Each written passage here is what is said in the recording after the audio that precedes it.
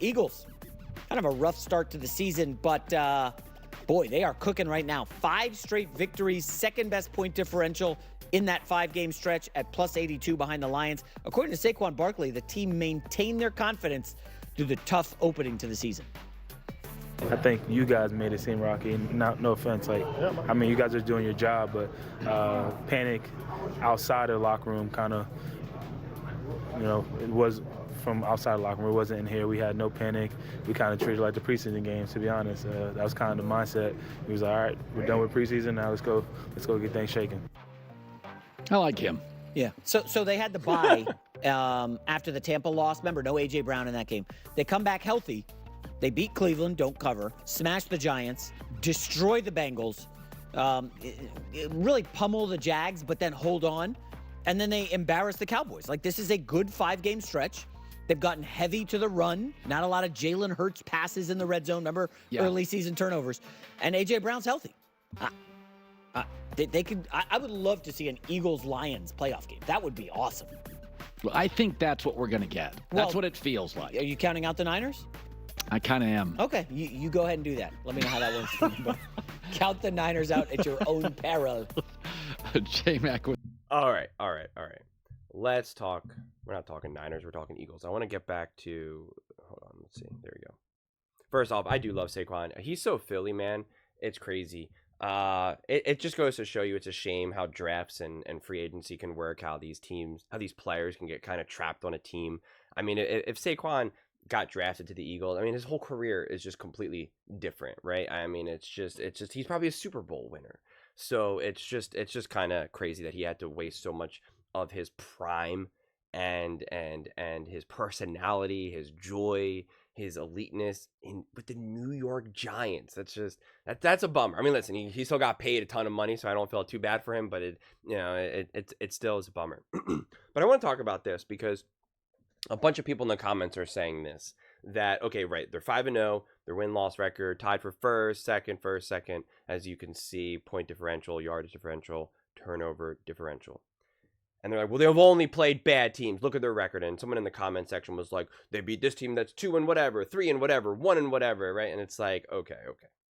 Now, I get that. I am like the king of looking at other people's at other teams and looking at the quality of opponent. I fight with people all the time about this. They're like, this isn't college. There's no style points. A win is a win. And I'm like, I'm always battling people with regards to that because I am a firm believer in it. I really, really am. Anyone who's played enough sports, you just know the difference between playing a great team, an elite team, a good team, and a bad team.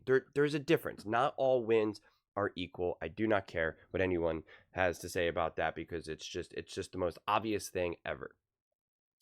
But there's different ways of winning. Because someone said that this is like the Dallas Cowboys beating tomato cans last year, and then they just get walloped in the playoffs. Here's the difference. Okay? Here's the difference.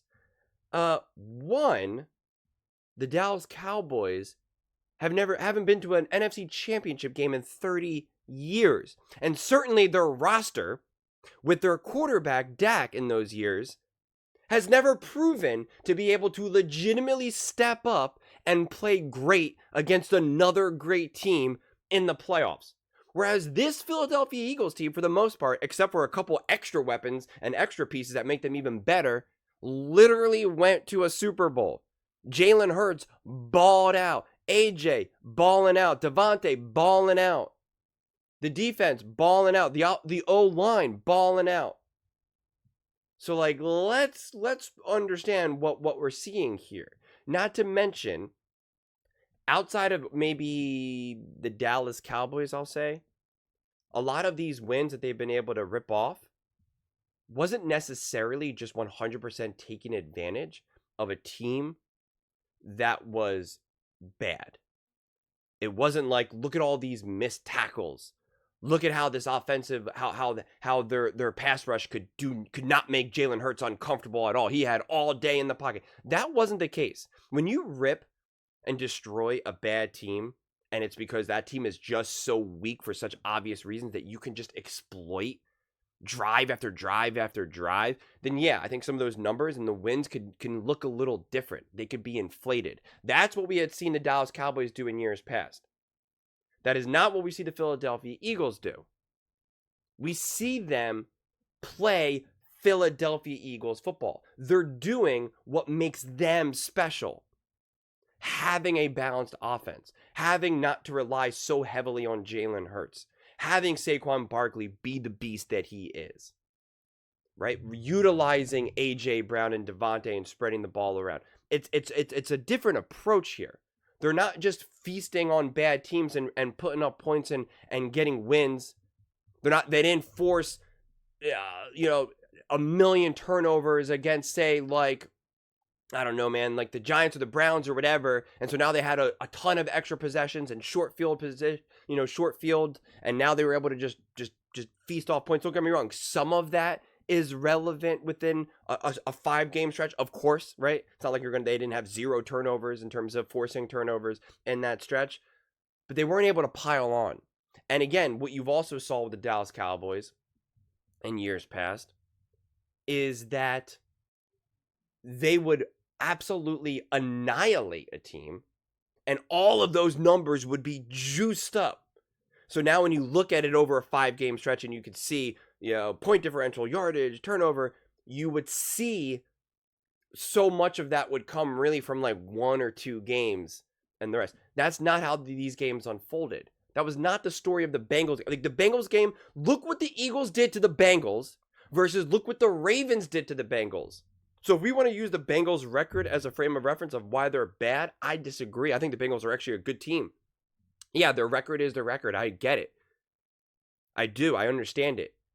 But the Eagles played the Bengals the best out of any other team. Over the Chiefs, over the Ravens. That can't even be argued. The Eagles dominated that game and they imposed their will. They didn't take advantage of a weak team.